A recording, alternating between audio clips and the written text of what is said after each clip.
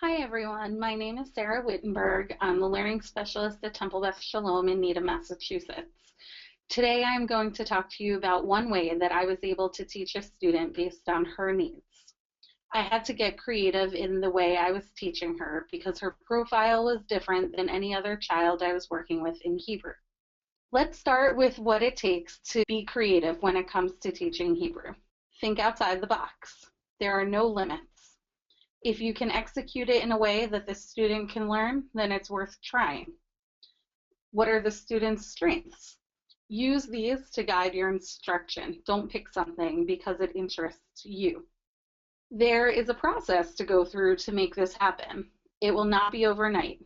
Meet with the family, find out what their goals and expectations are, ask questions that allow you to learn more about the student. Simple questions are okay. Ask about favorite colors, reading ability, what he or she looks like when frustrated. Knowing as much as you can is especially important for students who have a hard time expressing their wants and needs, verbally or otherwise. Then meet the student and build a rapport through playing games, listening to music, coloring, or anything else that you think might work for that student. Now you're ready to plan activities for learning. This is a partial profile of the student that I've been working with. These were things that I found to be important when I first started working with her. She is, of course, a much more complex person than this shows, and as I've gotten to know her, we've been able to do more. At the time, she had just turned 10, was in a sub-separate program in her elementary school where she integrated into the general education classroom for non-academic parts of the day. This student had limited expressive language, but seemed to understand a lot and was able to learn. Her parents told me that she enjoys listening to music and lining up balls in order by color and size. Through conversation, I also found out that she knew how to put things in order based on rainbow colors. The family's goal was for their daughter to become a bat mitzvah. They expressed that they were open to what that looked like and were aware that it might not look like another bat mitzvah. So now it was my turn to get creative and figure out how I was going to teach this student prayers. Using what I knew about her interest in balls and knowledge of rainbow order, I created a system to teach her prayers, but I had no idea where I would begin. I thought about the colors. Although there are 7 colors in the rainbow, I knew that most kids were able to clearly identify 6 of them: red, orange, yellow, green, blue, and purple. Then I thought about which prayer had 6 words in it.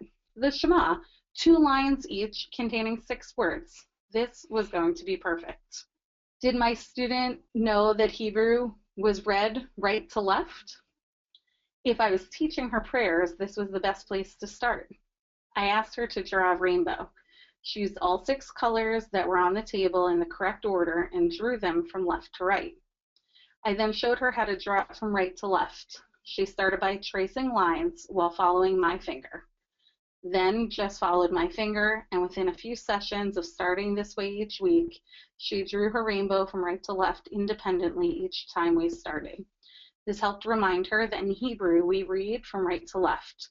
When she was given objects to line up, she automatically did those from right to left as well. For objects, I started with balls and rewarded her for her work by listening to music. However, the balls became distracting. We moved on to other objects and then began using the pink ball for a reward.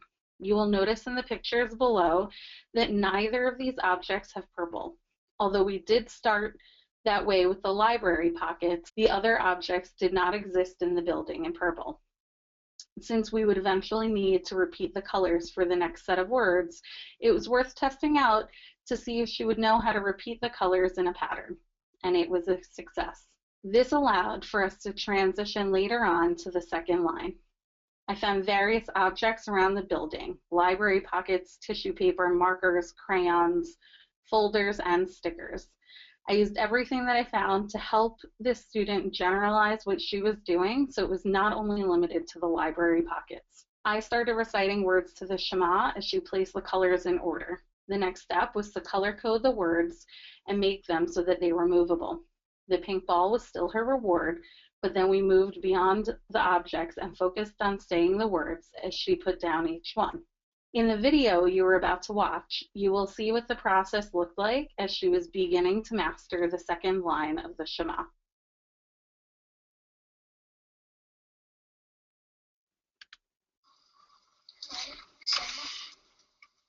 Shema, Shema, Shema. Shema, Yisrael, Anna, Ehenu, Anna,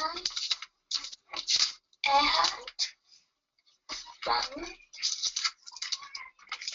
Shei, Kefon, Yahoda, Yahud, Onyan, Ba'ed.